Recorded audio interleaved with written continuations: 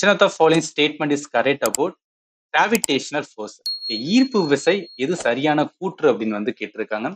It always attractive in nature. இது இருக்கட்டும். Depend on the medium between the object. அதாவது gravitational force நல்லா கவனிங்க, ஈர்ப்பு விசை.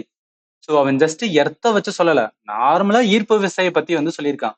அந்த டைம்ல மீடியம் இருக்குன்னு அவசியம் கிடையாது. வேக்கம்லயுமே வேக்கம் ஸ்பேஸ்ல கூட என்ன அப்படின்னு பார்த்தீங்கன்னு வச்சுக்கலாம், எதுனா கிராவிடேஷனல் ஃபோர்ஸ் வந்து ஆக்ட் ஆகிட்டு தான் இருக்கும். ஸோ அதனால என்னன்னா இது வந்து தப்பு.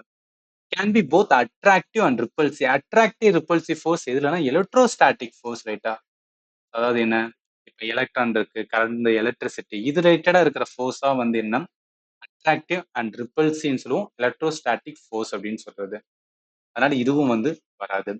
Depend on the charge of the object. So charge அப்படின்னு வந்தாவே என்னன்னா மின்சுமை, அது இது electrostatic force.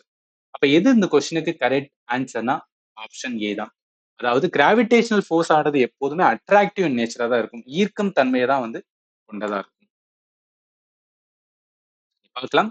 Gravitational force every object in the universe attract each other object with force. அதான் வந்து ஃபோர்ஸ் ஆஃப் கிராவிடேஷன் அப்படின்னு சொல்லுவோம். ஃபண்டமெண்டல் கிளாஸஸ் எடுத்த ஸ்லைடு தான் இந்த அட்டாச் பண்ணியிருக்கேன். இது எதுக்காகனா சில ஸ்டூடெண்ட் டவுட் இருக்கலாம், ஸோ இவர் வந்து கிளாஸ் நல்லா எடுப்பாரா இல்லையான்னு சொல்லிட்டு நான் என்ன எடுத்திருக்கணும் அதையும் இந்த இதில் கொடுத்துருக்கேன். உங்களால் ஈஸியாக வந்து என்ன பண்ணணும்னா கனெக்ட் பண்ண முடியும்.